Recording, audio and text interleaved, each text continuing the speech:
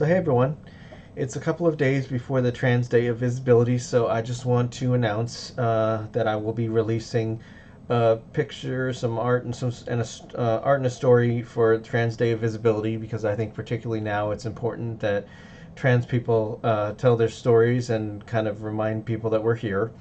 And yeah, I have, at least since last year, been trying to make it a point to commission trans positive art from a friend of mine, which I would like to continue to do on an annual basis as long as the possibility exists. Because um, I think I know that change takes time. That it takes a long time for society to move forward from certain things. And the best way to do that, especially for us right now, is to make sure that people are exposed to it. That the idea is there, that people understand who trans people are, what we do, how we feel, uh, and it's like it's like when if a commonly used example, when Uhura appears on Star Trek, people started seeing that there was a place for people like her in the future, that there were that we they were worthy of value and respect. And I kind of think, and I was reading a little bit of Nana Visitor's book, Open a Channel, and it was talking about, a lot of things about the character of Esri Dax that I hadn't really thought of before, but it occurs to me that, Esri in particular is, and of course perhaps the Trill were in general always well suited as a sort of trans allegory, because these are symbionts that they go through different hosts, which are both male and female, and things change as things go through each one. And when we come to Esri, it's like she had a line that I kind of had forgotten about until I looked at the book again, and it said, some days I don't know if I'm a man or a woman until I pull back the covers. And it was kind of one of those things that Esri apparently is a symbol, or at least representation, to the trans and queer communities, and so it appears. Um, but it's kind of that sort of thing that I think it's important that major media, that they acknowledge trans characters, that trans characters are here and part of the plot, not just there for like token reasons, which I think they've really done a good job of doing. I know Doctor Who had a trans character. I know that Star Trek has cast a couple of trans actors, and I really think it should continue whenever possible, wherever possible. I'm not saying force it down anyone's throat or anything like that. It's like I don't. The whole point is just not. Like I know that once Linda Park had commented on how it's like sometimes, or at least I think she had. It was she would note that sometimes they would have her there, and when they were trying to make an Asian character, it would be all about them being Asian rather than the Asian being a part of who they are. Um, and I think that's kind of what I'm getting at. I may have misquoted a little bit, but that the idea, I think, was something that had been commented upon, and apologies if it's wrong. But the thought, I think, is what I'm really trying to get at, is that you have this character here, not just so that they can be the trans one, but also so that mostly so they can be a character who is trans, and how that affects their experience, how that affects their mentality, and how that affects their overall experience to the world. Now, I'm going to try and go through this relatively quickly because I want to shoot a lot of videos today that have a lot of things that are on my mind. And over the course of the videos under the Signal imprint, um, these are the videos that are not going to be about my stories or about my art or about anything of that. They're just going to be what I think, what I feel, and kind of what I want to convey. And again, my goal with all of these videos is not to impose my will upon anyone, or to be one of those people that lectures you.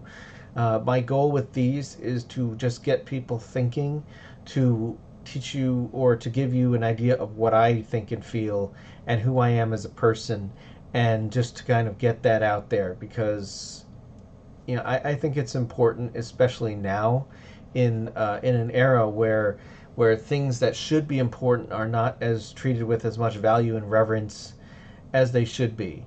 About people. People should tell the truth. People should be honest. People should be genuine and gracious and things like that. And that's kind of what I want to try and promote, and that's kind of what I want to try to encourage, because there's a lot of things out there that I think people have issues with nowadays that people are not as good at doing as they should be, and I want to try and redirect the focus if I can.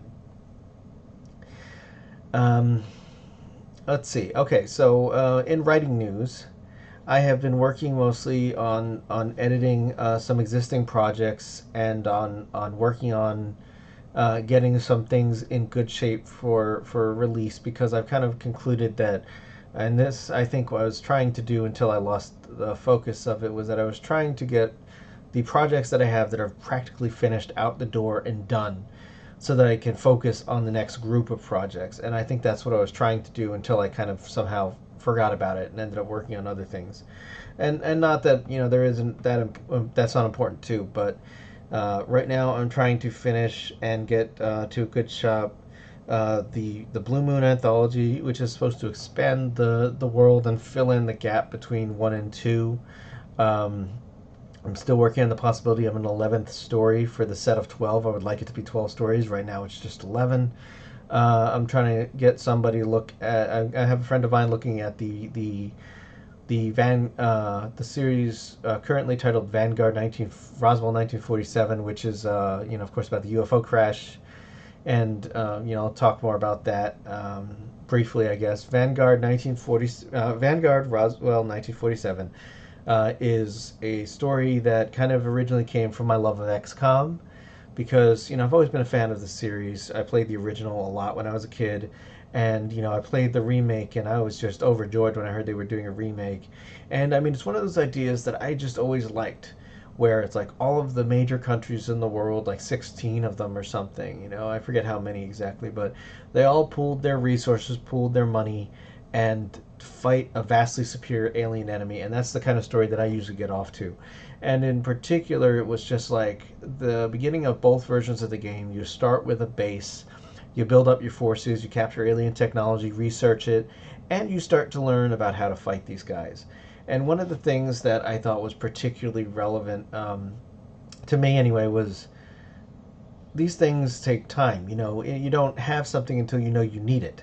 So I started asking myself, how did they know they need a base? So I started thinking about, like, putting together a story that was basically kind of to explain why in the future we're prepared for when they come. And so this is kind of what that was. And I'm also working on, like I said, a bunch of Blue Moon stories that need to be revised and edited and all that stuff. And I need to work on the Winterfall sequel, which is all right. I think it's pretty strong, but it's got some parts that I know I need to fix. And so I'll be working on that for the next little while. Obviously, I was not successful in getting Winterfall out this past winter like I had hoped. That was a combination of factors, indecision and a few other things, and also just kind of mental health struggles. Just trying to get over that last little hurdle, which is something I need to get over, and start getting these things done and getting these things out, and that'll be that'll be my focus for the next little bit, because that's the plan for right now. Let's see. In video news, I'm going to be working on a couple of Signal videos today, at least a few of them, which I think are probably time sensitive.